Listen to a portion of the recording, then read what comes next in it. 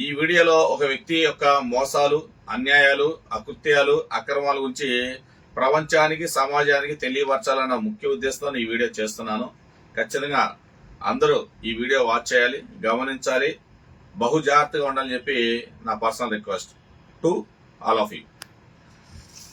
జాడా శ్రావణ్ కుమార్ ఇతను ఒక మాజీ న్యాయమూర్తి అని ఒక హెడ్డింగ్ పెట్టుకుంటాడు. అందులో అంత దమ్ము లేదు, ధైర్యం లేదు.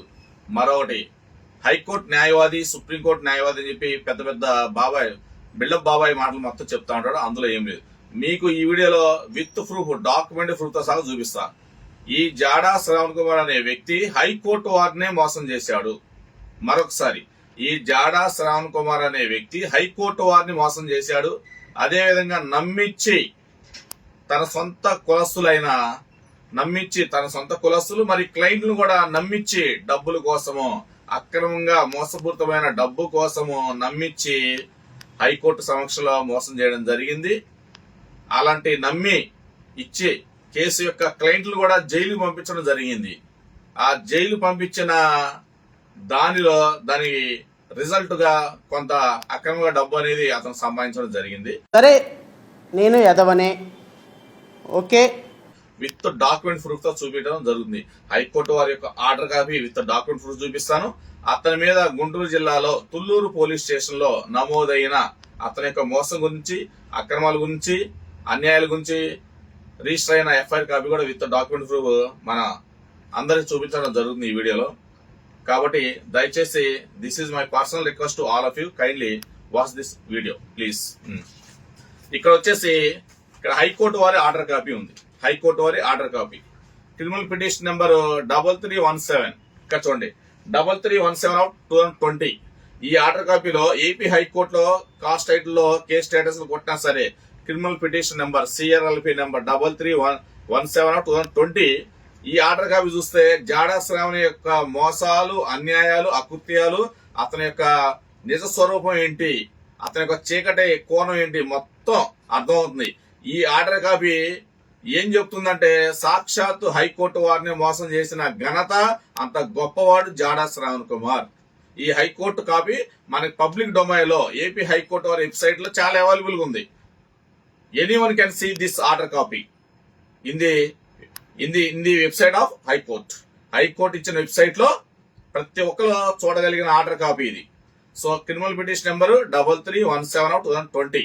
ఈ ఆర్డర్ కాపీలో ఏం చెప్తుందంటే ఒక ఫ్యూ లైన్స్ నేను చదివి చెప్తాను.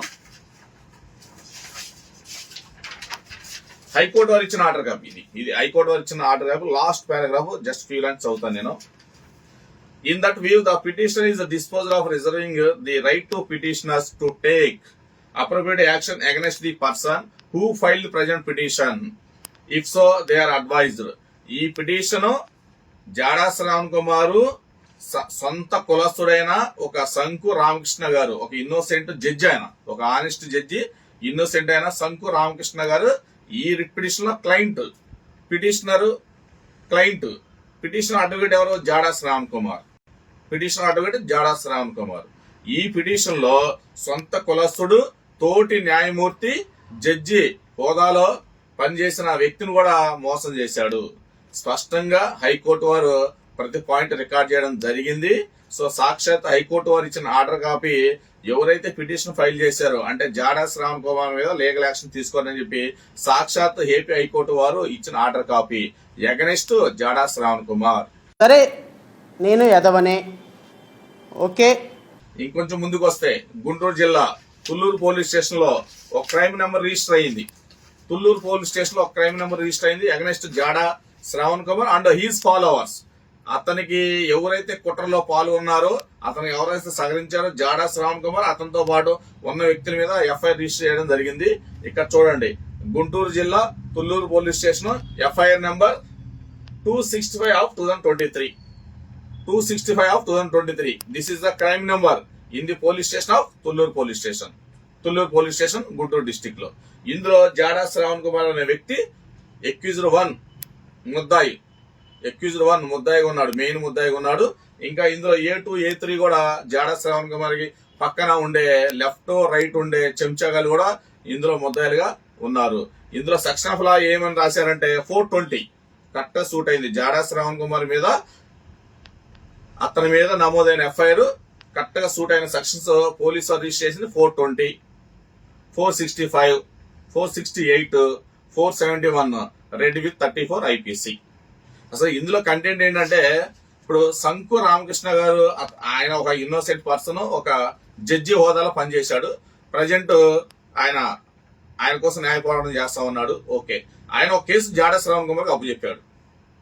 అప్పచెప్పిన నేపథ్యంలో కొన్ని స్టెప్స్ కూడా జరుగుతున్నాయి. కొన్ని నెలలు అయిన తర్వాత ఎవరైతే కేసు అప్పచెప్పారో శంకు రామకృష్ణ గారు అనే వ్యక్తి, ఆయన పిటిషనర్ ఉన్నాడు. జాడా శ్రవణ్ కుమార్ పిటిషనర్ కౌన్సిల్ అంటే అడ్వకేట్ గా ఉన్నాడు. సో ఈ జాడా శ్రవణ్ కుమార్ యొక్క లలిత కళలు, ఇతను పెద్ద కళాకారుడు. ఇతని యొక్క లలిత కళలు ఎలా ఉన్నాయంటే, పిటిషనర్ సంతకాలు కూడా ఫోర్జరీ చేయగలిగేంత గొప్ప గనుడు. పిటిషనర్ సంతకాలు కూడా ఇతనే పెడతాడు, ఆపోజిట్ పర్సన్ సంతకాలు కూడా ఇతనే పెడతాడు. ఈ సంతకాలు, పిటిషనర్ సంతకాలు, ఏ సంతకాలు సరే ఇతనే పెడతాడు. హైకోర్టులో ఇతనే పెట్టేసి, ఇతనే సాక్షాత్ పెట్టేసి హైకోర్టులో ఫైల్ చేస్తాడు. నందిని పందిని చేస్తాడు, పందిని నందిని చేద్దాన్న ప్రయత్నంలో రివర్స్ అయిపోయింది, స్టోరీ రివర్స్ అయిపోయింది. దాన్ని హైకోర్టు వారు గుర్తించారు. సో గట్టిగా ఇందులో ఉన్న పిటిషనర్ శంకు రామకృష్ణ గారు, ఆయనకి లీగల్ నాలెడ్జ్ ఉంది, ఆయన మంచి పట్టు లీగల్ నిపుణుడు కాబట్టి ఆయన కరెక్ట్ పట్టుకున్నాడు. హైకోర్టులో A to Z అన్ని సాక్ష్యాధారాలు హైకోర్టు వారి ముందు పెట్టాడు. ఎవిడెన్స్ కూడా ఇవ్వడం జరిగింది. ఇవన్నీ A to Z పరిశీలించే హైకోర్టు వారు ఇందులో జాడా శ్రవణ్ కుమార్ ఫోర్జరీ చేశాడు, సొంతకాలు ఫోర్జరీ చేశాడు. సరే, నేను ఎదవనే, ఓకే, అన్ని తారుమారు చేశాడు. హైకోర్టు వారిని మోసం చేశాడు, పిటిషనర్ ని మోసం చేశాడు. నమ్మించి ఎవరైతే తనకి కేసు ఇచ్చాడో ఆ పిటిషనర్ అంటే అతని క్లయింట్ ని మోసం చేశాడు.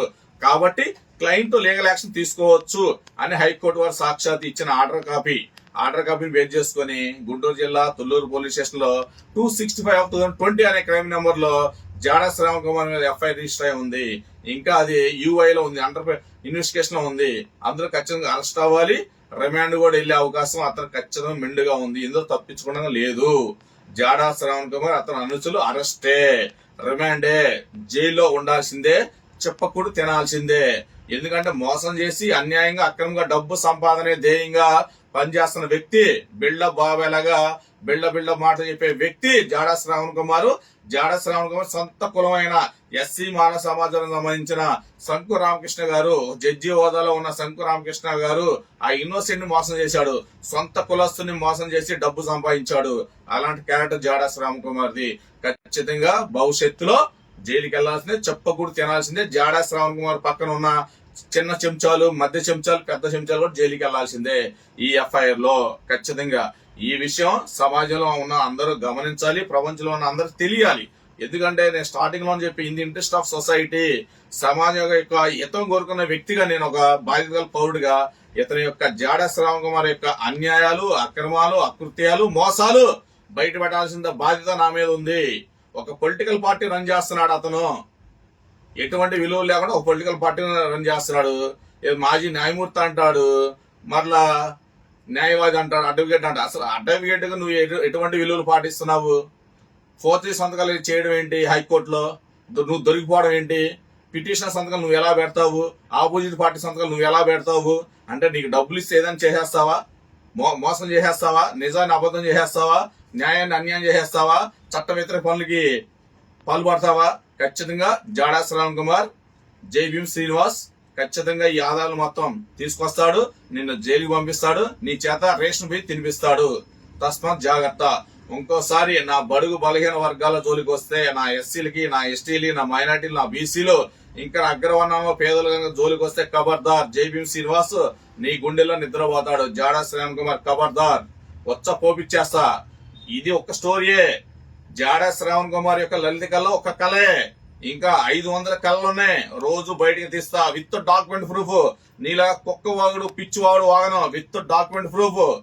Right now I have high court order copy and FIR copy in my hand with document proof తో నేను వీడియో చేస్తున్నా.